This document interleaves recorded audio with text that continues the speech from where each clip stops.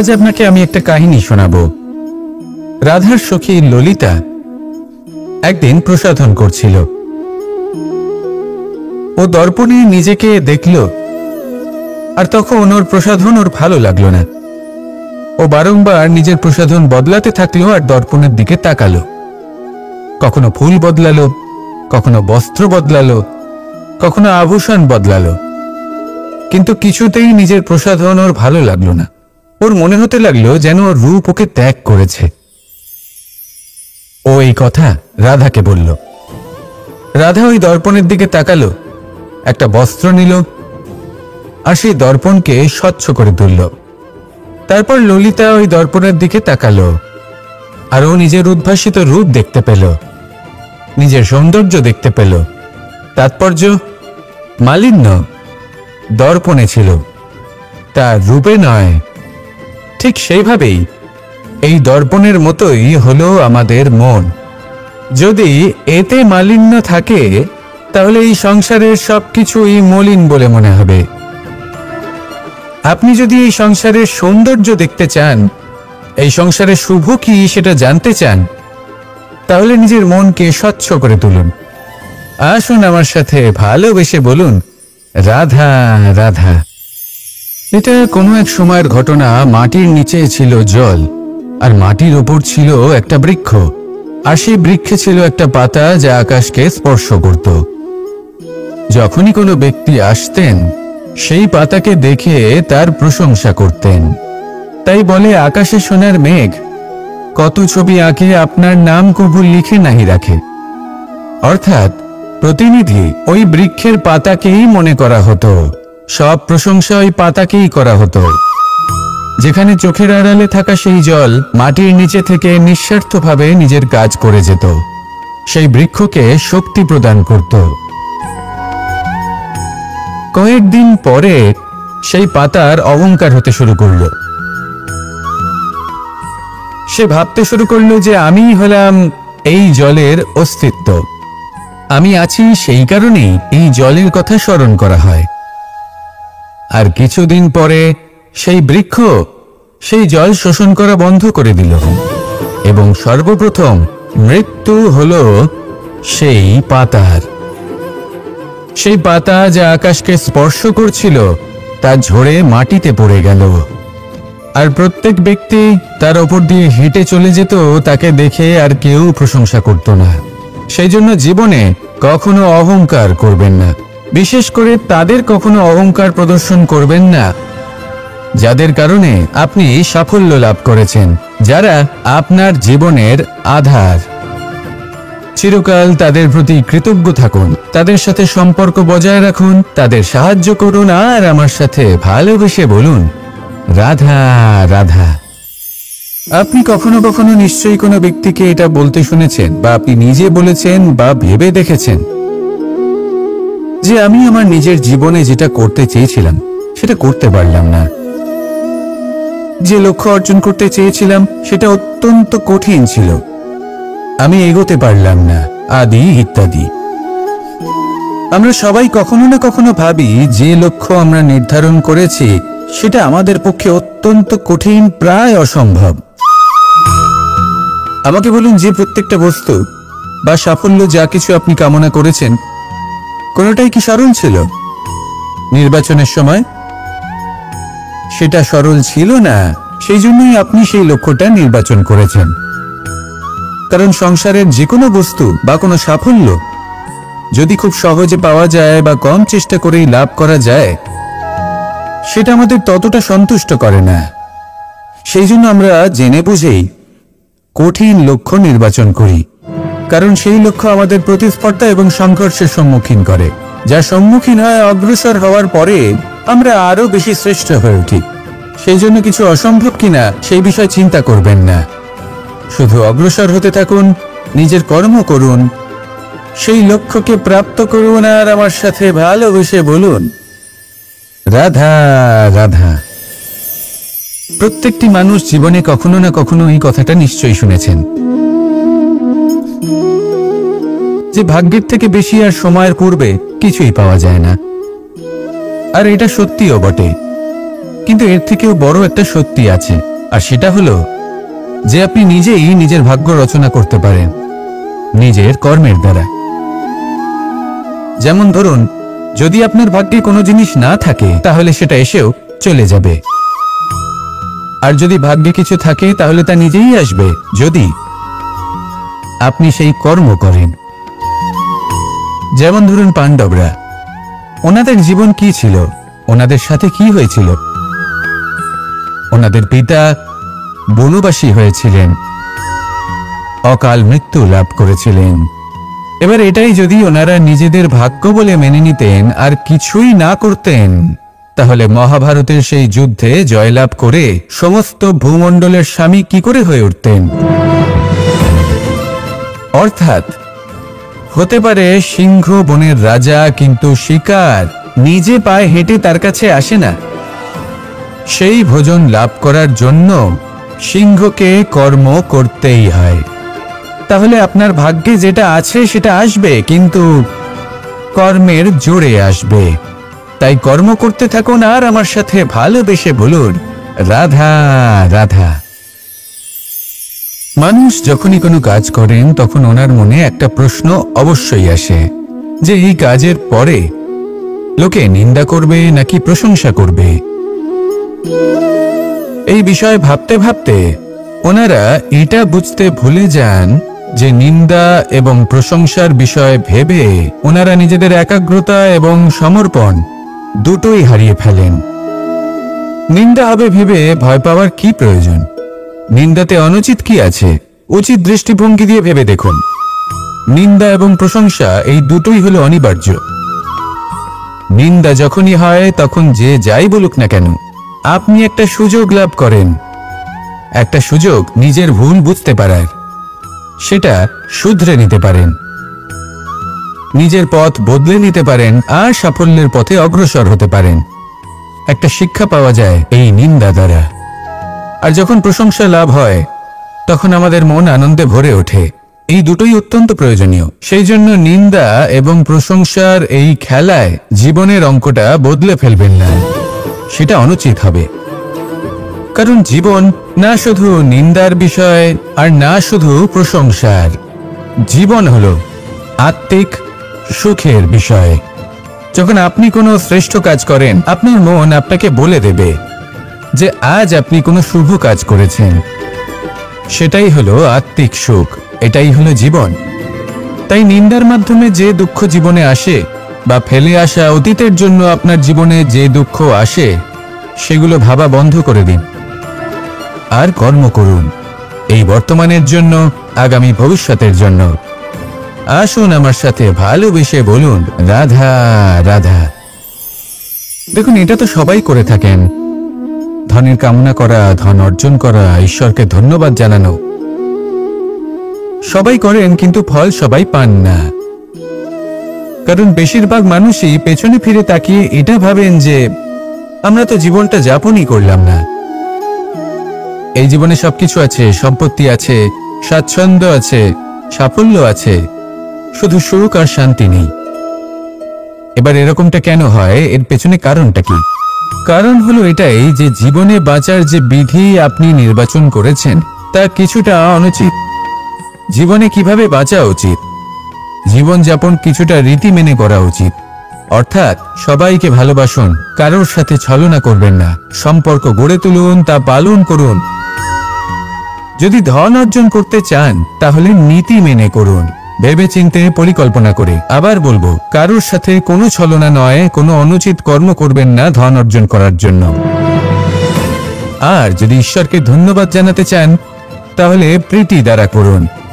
আর যে ব্যক্তি রীতি, নীতি আর প্রীতি এই তিনটি ভাব বুঝে উঠতে পারে এবং তা আত্মসাৎ করে নিতে পারে, তার অতীত, ভবিষ্যৎ এবং বর্তমানকাল সবকিছু সংযত হয়। আপনি কিভাবে জীবনযাপন করতে চান, কিভাবে ধন অর্জন করতে চান, ঈশ্বরকে ধন্যবাদ জানাতে চান, নির্বাচন আপনার। আসুন আমার সাথে ভালোবেসে বলুন, রাধা রাধা। ভয় হলো মানুষের জীবনে এমন একটি আবেগ যেটা না থাকলেও মঙ্গল, আর থাকাটাও প্রয়োজনীয়। এই ভয় মাঝে মাঝে মানুষকে কোনো কর্ম করা থেকে বাধা দেয়। আবার কখনো মানুষকে এই ভয়ই কোনো কর্ম করতে প্রেরণা প্রদান করে। এবার যেমন মৃত্যুর পর আমরা স্বর্গ লাভ করব নাকি নরক বাস করব, সেই বিচারটা ভয় হিসেবে মানুষের মনে ঘর করতে থাকে। আর এই ভয়ের বিষয়ে মানুষ এতটাই ভাবে যে নিজের জীবনের লক্ষ্য, উদ্দেশ্য, রীতি এই সব কিছুর বিষয়ে ভুলে যায়। দেখতে গেলে মৃত্যুর পরে কি হবে সেটা আমাদের মধ্যে কেউ জানে না, সেটা তো মৃত্যুর পরেই আমরা জানতে পারব। কিন্তু এই মৃত্যু পর্যন্ত নিজের জীবনের সারথি হলেন আপনি নিজেই, তাই না? আপনি চাইলে এই জীবনকে স্বর্গও করতে পারেন, আবার নরকেও পরিণত করতে পারেন। নির্ভর করছে আপনার কর্মের উপর আর আপনার আপনজনের উপর। আপনি যাদের আপন বলে মনে করেন, অনেক সময় যাদের আপনি বন্ধু বলে মনে করেন, কথায় আছে যে প্রকৃত বন্ধুর মধ্যে ঈশ্বর বসবাস করেন। এই বন্ধু আপনাকে হয় পথ থেকে সরিয়ে দেবে বা উচিত পথে নিয়ে আসবে। এরাই আপনার জীবনকে স্বর্গ করে তুলতে পারে বা আপনাকে নরক পথেও টেনে নিয়ে যেতে পারে।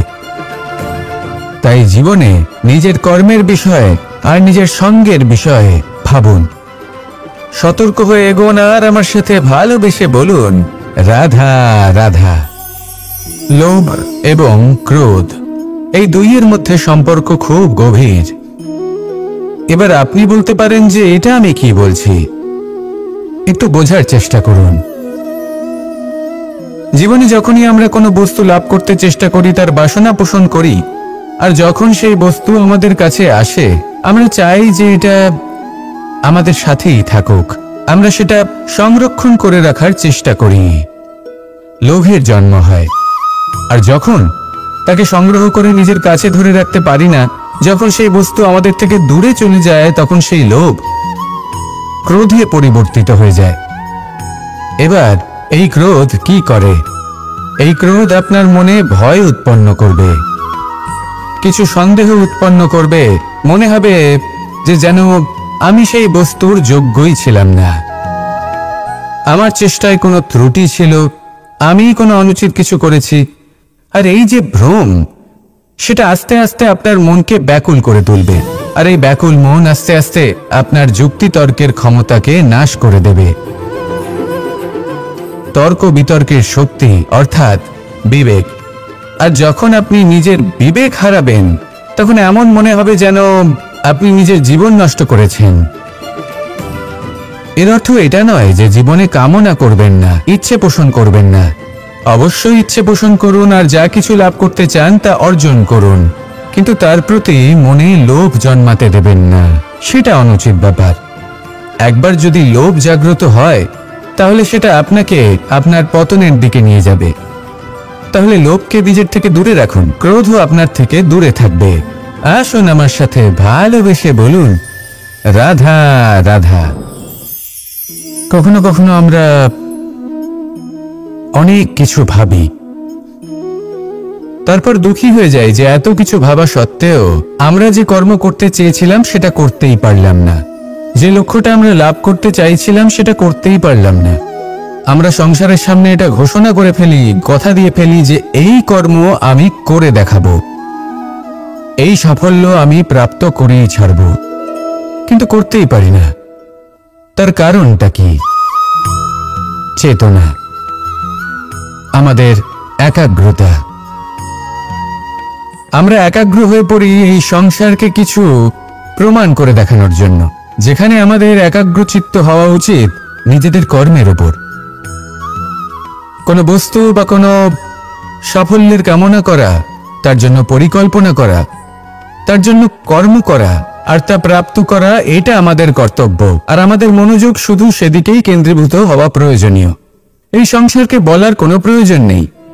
একবার যদি আপনি কর্ম করে দেখান, তাহলে সংসার এমনিও দেখতে পাবে। সেই জন্য প্রতিশ্রুতি দেবার পরিবর্তে দৃঢ় সংকল্প করে অগ্রসর হতে থাকুন। শুধু ভাবার বদলে কর্ম করতে শিখুন, আর বলার পরিবর্তে সেটা করে দেখাতে শিখুন।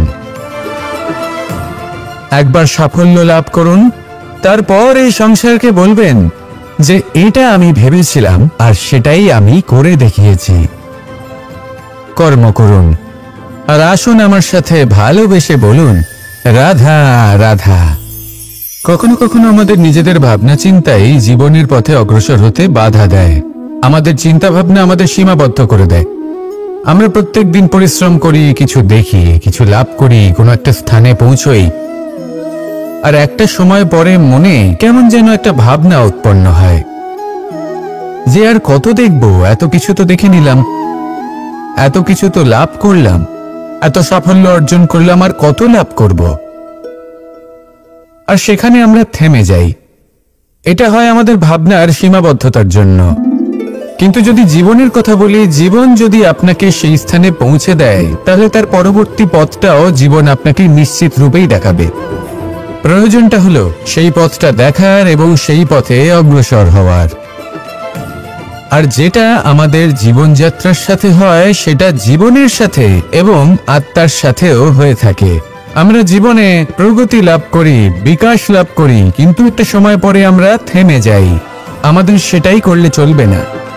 এই জীবনযাত্রা, প্রগতি, বিকাশ, এই সব কিছুর সমাপ্তি তখনই সম্ভব যখন জীবন সমাপ্ত হবে।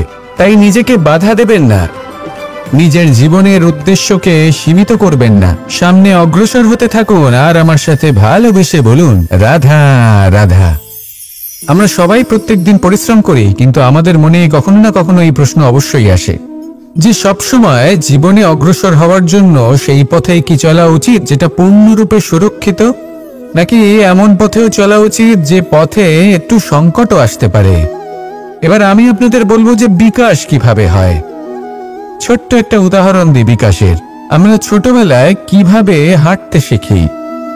যখন আমরা শিশু অবস্থায় থাকি, তখন আমরা একটি পা মাটিতে রাখি, দ্বিতীয় পাটি আমরা শূন্যে উত্তোলিত করি, তারপর সেই পা আমরা আবার মাটিতে রাখি, আর তার উপর ভিত্তি করে আমরা আবার অন্য পাটা ফেলি। ঠিক এভাবেই আমরা হাঁটতে শিখে যাই। এবার এক্ষেত্রেও আমরা ছোট্ট একটা ঝুঁকি নিই, আর সেটা হলো যে আমরা পাটি শূন্যে উত্তোলিত করেছি। এতে বিপদ হলো এটাই যে আমরা ভুল করে নিজের ভারসাম্য হারাতে পারি, পড়ে যেতে পারি। অনেকবার পড়েও যাই, কিন্তু তারপরে কি হয়, আমরা আবার উঠে দাঁড়াই আর চলতে শুরু করে দিই। আর ঠিক এভাবেই আমরা হাঁটতে শিখে যাই। এমন জীবনেও হয়। জীবনেও এইভাবেই কর্ম করতে থাকুন। এমন কিছু কর্ম করলেন যার ফলে বিপদ আসতেই পারে, পরাজয় হতেই পারে, কিন্তু সেটা পার করলেই বিকাশ সম্ভব। তাই কর্ম করতে থাকুন আর আমার সাথে ভালোবেসে বলুন, রাধা রাধা। মানুষের জীবনে যখনই কোনো বিপদ আসে, মানুষ নিজের আশেপাশে দেখে, অন্য কাউকে খোঁজে, ভাবে কেউ এসে তাকে সাহায্য করবে। সে আশা করে যে কোনো ব্যক্তি এসে তার হাত ধরবে আর সেই বিপদ থেকে তাকে মুক্তি দেবে। কিন্তু প্রকৃতি আমাদের এই শিক্ষা দেয় না। কখনো কোনো পাখিকে দেখবেন, একটা পাখি যখনই কোনো ঝড় আসে কি করে, একটা ঝড় এসে তার বাসা ভেঙে দিয়ে যায়, তার বাসা নষ্ট করে দিয়ে যায়। সেই পাখি কিন্তু অপেক্ষা করে না যে কে তাকে এসে সাহায্য করবে। সে কখনো আশা করে না যে কেউ এসে তাকে আশ্রয় দেবে। সে নিজেই কর্ম করে, একটা একটা করে খড়কুটো সে আবার জড়ো করে আর নিজের বাসা পুনর্নির্মাণ করে।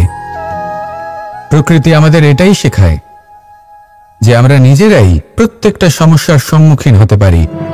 কারণ ঝড় অর্থাৎ সংকট আমাদের সবার জীবনেই আসবে, তার সম্মুখীন হতে হবে আমাদের, আর সেটাও নিজেদের শক্তি দ্বারাই। তার সম্মুখীন হওয়ার সময় নিজেদের সংযত করে রাখতে হবে, আর তার জন্য নিজের ওপর বিশ্বাস রাখা আবশ্যক। আর এই কথাটা বোঝাও আবশ্যক যে যত বড়ই সংকট আসুক না কেন, তার সাথে লড়াই করার মতো যে শক্তি প্রয়োজন, সেই শক্তি আমাদের মনেই নিহিত। শুধু সেই শক্তি খুঁজে নিন আর সেই বিপদের সম্মুখীন হন। এই সংসারের কোনো বিপদ আপনাকে বাধা দিতে পারবে না। আসুন আমার সাথে ভালোবেসে বলুন, রাধা রাধা। জীবনের যাত্রাপথে সবথেকে বেশি গুরুত্বপূর্ণ হলো সম্পর্ক, কারণ এই সম্পর্কগুলো আমাদের সেই ব্যক্তির সাথে পরিচিত করায় যাদের হাত ধরে আমরা এই জীবনযাত্রার পথে অগ্রসর হই। এবার এই সম্পর্কে আপনার কথাবার্তা, আপনার ব্যবহার, এটা অত্যন্ত গুরুত্বপূর্ণ। তাই প্রশ্ন হলো, যাদের সাথে আমাদের এই সম্পর্ক গড়ে উঠেছে তাদের প্রতি আমাদের আচরণ কেমন হওয়া উচিত, তাদের সাথে কেমন ভাবে কথা বলা উচিত। এর একটা বড়ই সহজ উত্তর আছে, দর্পণ। আপনি নিজেকে যেভাবে দর্পণে দেখেন সেভাবেই দর্পণের দিকে তাকান এবং কল্পনা করুন যে আপনার স্থানে সেই ব্যক্তি আছে আর সে আপনাকে দেখছে। এবার বুঝতে চেষ্টা করুন যে আপনার কেমন ব্যবহার হওয়া উচিত, তার আপনার ব্যবহার কেমন হলে ভালো লাগবে আর কেমন হলে তার অনুচিত বোধ হবে। শুধু এইভাবেই সেই ব্যক্তিকে বুঝতে চেষ্টা করুন। কখনো কোনো মানুষের ভালোবাসার প্রয়োজন হয়, কখনো পথপ্রদর্শনের প্রয়োজন হয়, কখনো তিরস্কারের প্রয়োজন হয়, কখনো কটু সত্যের প্রয়োজন হয়, বা কখনো শুধু সঙ্গর প্রয়োজন হয়। যদি দুজন ব্যক্তি এভাবেই একে অপরকে বুঝে অগ্রসর হন তাহলে এই সম্পর্ক আজীবন চলতেই থাকবে। আসুন আমার সাথে ভালোবেসে বলুন, রাধা রাধা। মানুষ সবসময় নিজেদের জীবনে ভবিষ্যতের বিষয়ে ভাবতে থাকে।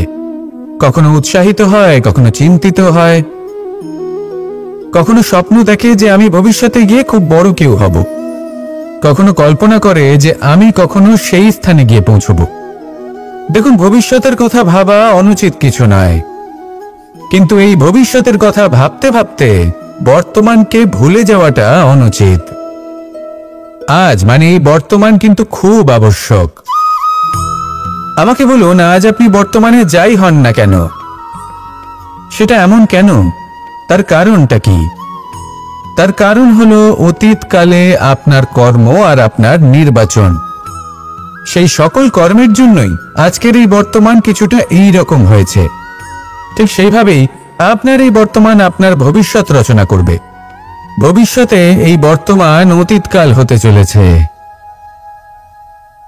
আপনার ভবিষ্যতের আধার হলো এই বর্তমান। তাই শুধু স্বপ্ন দেখবেন না, শুধু কল্পনা করবেন না। যা কিছুই আপনি পেতে চান তার জন্য বর্তমানে থেকে কর্ম করুন। এই কর্মই আপনার ভবিষ্যৎ নির্মাণ করবে। আসুন আমার সাথে ভালোবেসে বলুন, রাধা রাধা।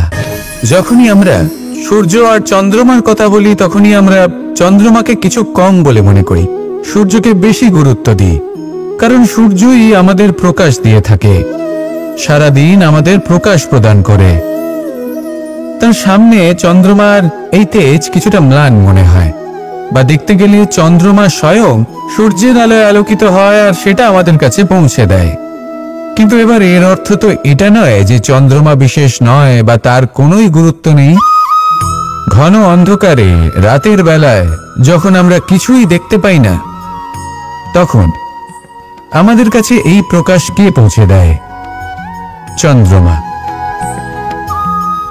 যখন চাঁদ পূর্ণিমার রাত আসে তখন ব্যক্তি তার প্রেমিককে বা স্ত্রী তার স্বামীর মুখটা সেই চাঁদের মধ্যেই দেখতে পায়।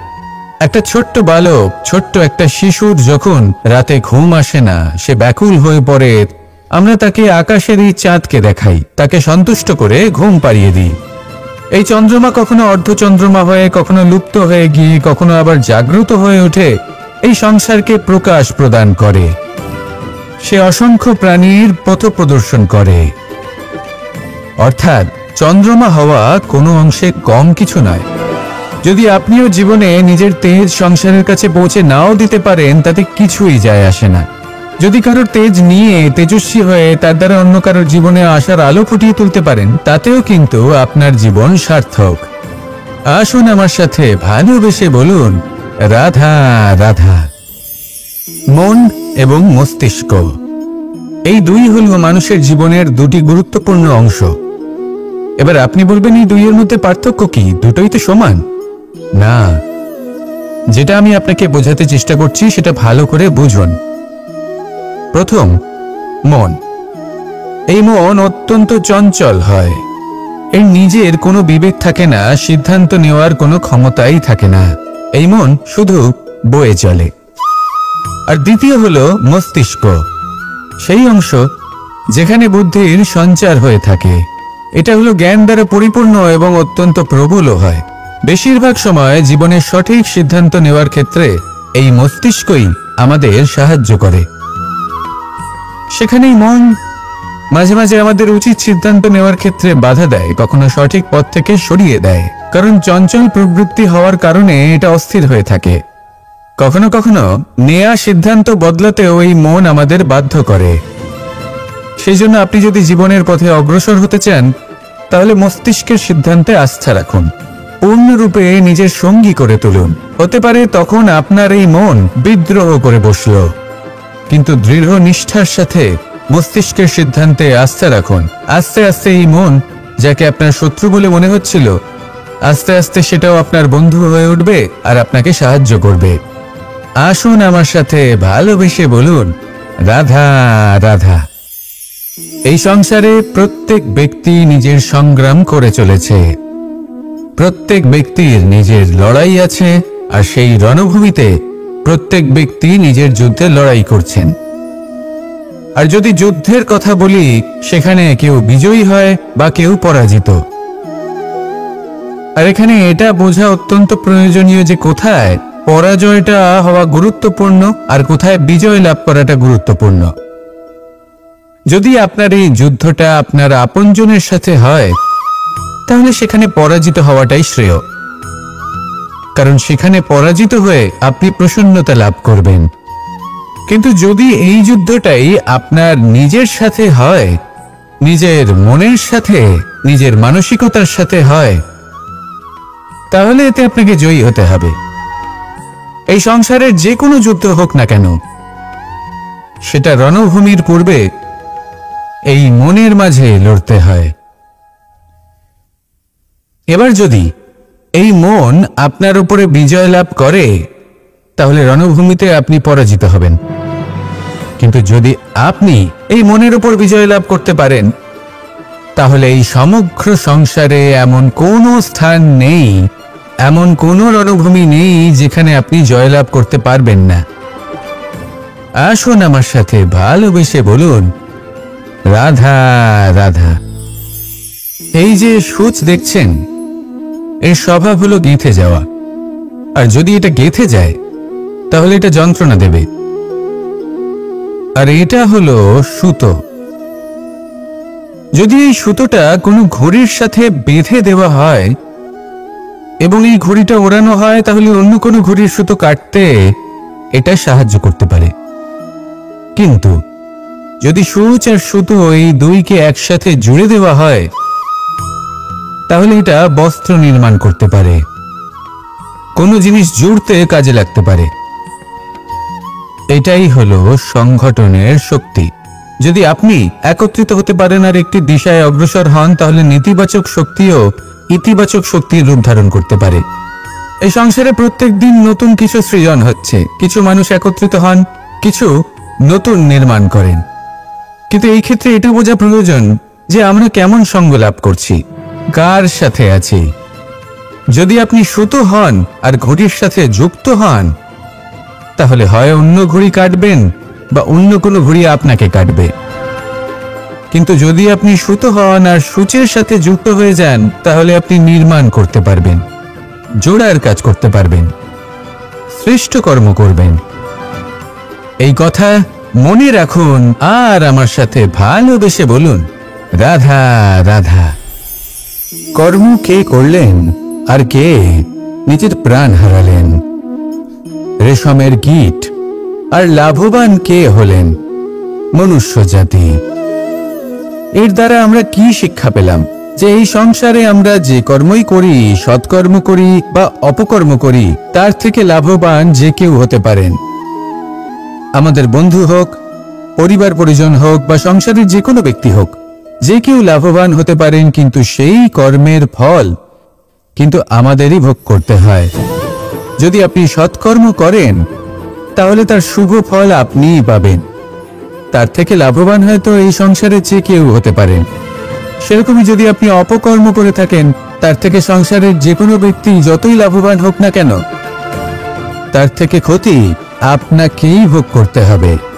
তাহলে আপনি কি সুফল চান নাকি ক্ষতিগ্রস্ত হতে চান, সেটা নির্ভর করছে আপনার কর্মের উপর। তাহলে ভেবেচিন্তে কর্ম করুন আর আমার সাথে ভালোবেসে বলুন, রাধা রাধা। প্রতিষ্ঠা এবং চরিত্র মানুষের জীবনের দুটি গুরুত্বপূর্ণ অংশ। যখন মানুষ ধন অর্জন করে, ঐশ্বর্য লাভ করে, জীবনযাপনের সামগ্রী ক্রয় করতে পারে, তখন সে প্রতিষ্ঠিত হয়। আর এই চরিত্র, সেটা হলো মানুষের শ্রেষ্ঠ স্বভাব আর তার সৎকর্ম, এইসবের ফল। মানুষ এই প্রতিষ্ঠাকেই নিজের জীবনের অস্তিত্ব বলে মনে করে ফেলেন, আর সেটা অর্জন করার জন্য সবকিছু করতে প্রস্তুত হয়ে যান, এমনকি নিজের চরিত্রকেও বাজি রাখতে প্রস্তুত হয়ে যান। কারণ মানুষ একটা কথা জানেন না, যে যদি প্রতিষ্ঠা নাশ হয়ে যায় তাহলে তার দ্বারা কিন্তু জীবন নাশ হয় না। আবার পরিশ্রম করে, নিরন্তর প্রয়াস করে প্রতিষ্ঠা আবার অর্জন করা সম্ভব। কিন্তু একবার যদি আপনার চরিত্র নাশ হয়ে যায়, তাহলে আপনার জীবন পূর্ণরূপে নষ্ট হয়ে যাবে, এই কথাটা নিশ্চিত। আর আবার এই চরিত্র নির্মাণ করা সম্ভব নয়। মানুষের জীবনের আসল অস্তিত্ব হলো তার চরিত্র। যদি কোনো ব্যক্তির চরিত্র অত্যন্ত শ্রেষ্ঠ মানের হয়, তাহলে সে এই সংসারের সবকিছু লাভ করতে পারবে যেগুলো তার প্রয়োজন। হতে পারে সে যাবতীয় ভৌতিক সামগ্রী সেই মাত্রায় হয়তো সে নাও পেতে পারে যতটা আমরা কামনা করছি, কিন্তু তার জীবন এবং তার অন্তর্মন সুখ এবং আনন্দ দ্বারা পরিপূর্ণ হয়ে থাকবে, এই কথাটা নিশ্চিত। সেই জায়গায় এমন অনেক ব্যক্তি যারা প্রতিষ্ঠিত, তারাও কিন্তু অন্তর্মন এবং জীবনের এই সুখ লাভ করতে পারেন না। এবার আপনি কি অর্জন করতে চান সেটা আপনাকে বুঝতে হবে। আসুন আমার সাথে ভালোবেসে বলুন, রাধা রাধা। আজ আপনাকে আমি একটা কাহিনী শোনাবো। রাধার সখী ললিতা একদিন প্রসাধন করছিল। ও দর্পণে নিজেকে দেখল, আর তখন ওর প্রসাধন ওর ভালো লাগলো না।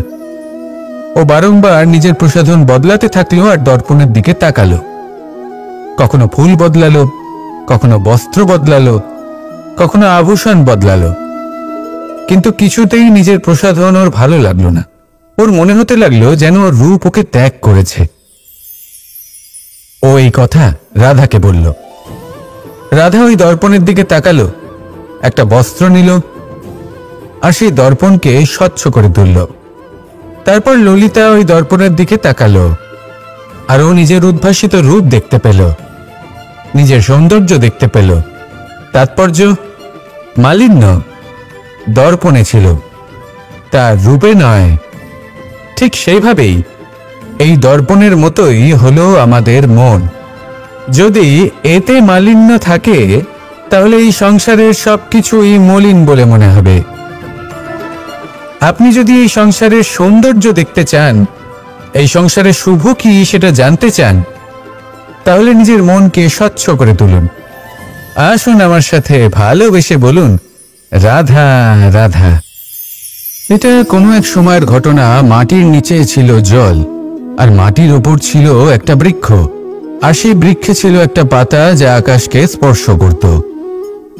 যখনই কোনো ব্যক্তি আসতেন, সেই পাতাকে দেখে তার প্রশংসা করতেন। তাই বলে, আকাশে সোনার মেঘ কত ছবি আঁকে, আপনার নাম কবু লিখে নাহি রাখে। অর্থাৎ প্রতিনিধি ওই বৃক্ষের পাতাকেই মনে করা হতো, সব প্রশংসা ওই পাতাকেই করা হতো।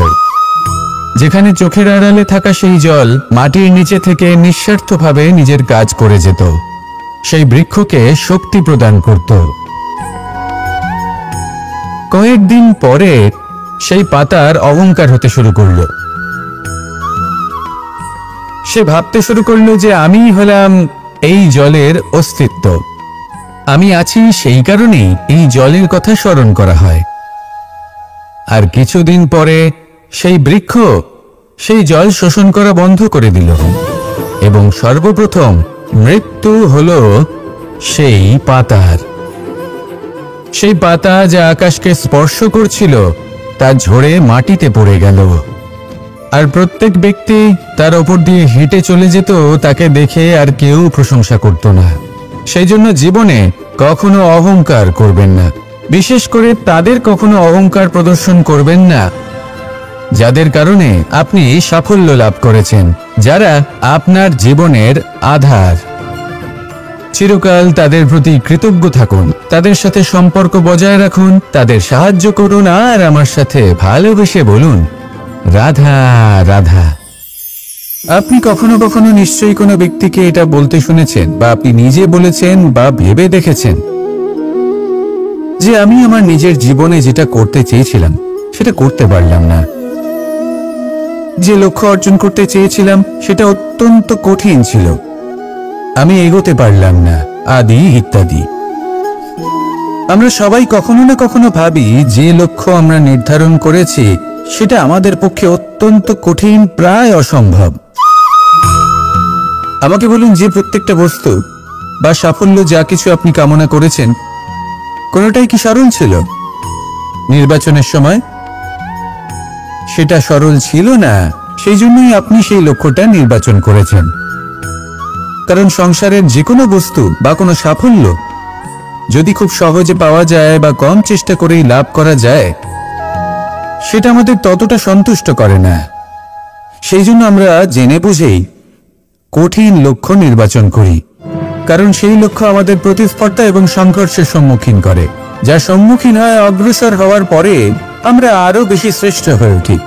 সেই জন্য কিছু অসম্ভব কিনা সেই বিষয় চিন্তা করবেন না, শুধু অগ্রসর হতে থাকুন, নিজের কর্ম করুন, সেই লক্ষ্যকে প্রাপ্ত করুন আর আমার সাথে ভালোবেসে বলুন, রাধা রাধা। প্রত্যেকটি মানুষ জীবনে কখনো না কখনো এই কথাটা নিশ্চয়ই শুনেছেন যে ভাগ্যের থেকে বেশি আর সময়ের পূর্বে কিছুই পাওয়া যায় না। আর এটা সত্যিও বটে, কিন্তু এর থেকেও বড় একটা সত্যি আছে, আর সেটা হলো যে আপনি নিজেই নিজের ভাগ্য রচনা করতে পারেন নিজের কর্মের দ্বারা। যেমন ধরুন, যদি আপনার ভাগ্যে কোনো জিনিস না থাকে তাহলে সেটা এসেও চলে যাবে, আর যদি ভাগ্যে কিছু থাকে তাহলে তা নিজেই আসবে, যদি আপনি সেই কর্ম করেন। যেমন ধরুন পাণ্ডবরা, ওনাদের জীবন কি ছিল, ওনাদের সাথে কি হয়েছিল? ওনাদের পিতা বনবাসী হয়েছিলেন, অকাল মৃত্যু লাভ করেছিলেন। এবার এটাই যদি ওনারা নিজেদের ভাগ্য বলে মেনে নিতেন আর কিছুই না করতেন, তাহলে মহাভারতের সেই যুদ্ধে জয়লাভ করে সমস্ত ভূমণ্ডলের স্বামী কি করে হয়ে উঠতেন? অর্থাৎ হতে পারে সিংহ বনের রাজা, কিন্তু শিকার নিজে পায়ে হেঁটে তার কাছে আসে না। সেই ভোজন লাভ করার জন্য সিংহকে কর্ম করতেই হয়।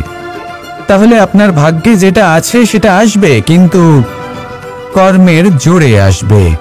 তাই কর্ম করতে থাকুন আর আমার সাথে ভালোবেসে বলুন, রাধা রাধা। মানুষ যখনই কোনো কাজ করেন তখন ওনার মনে একটা প্রশ্ন অবশ্যই আসে যে এই কাজের পরে লোকে নিন্দা করবে নাকি প্রশংসা করবে।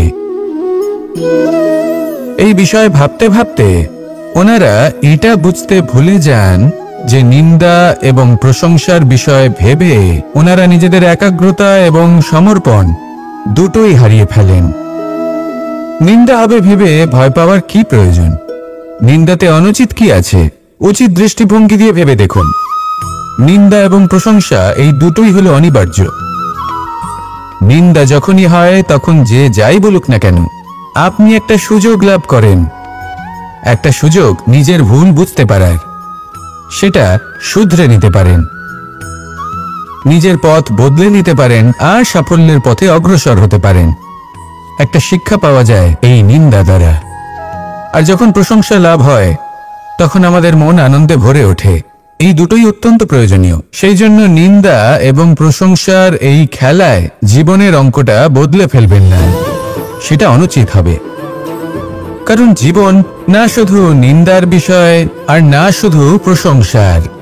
জীবন হলো আত্মিক সুখের বিষয়। যখন আপনি কোনো শ্রেষ্ঠ কাজ করেন, আপনার মন আপনাকে বলে দেবে যে আজ আপনি কোনো শুভ কাজ করেছেন। সেটাই হলো আত্মিক সুখ, এটাই হলো জীবন। তাই নিন্দার মাধ্যমে যে দুঃখ জীবনে আসে বা ফেলে আসা অতীতের জন্য আপনার জীবনে যে দুঃখ আসে, সেগুলো ভাবা বন্ধ করে দিন আর কর্ম করুন এই বর্তমানের জন্য, আগামী ভবিষ্যতের জন্য। আসুন আমার সাথে ভালোবেসে বলুন রাধা রাধা।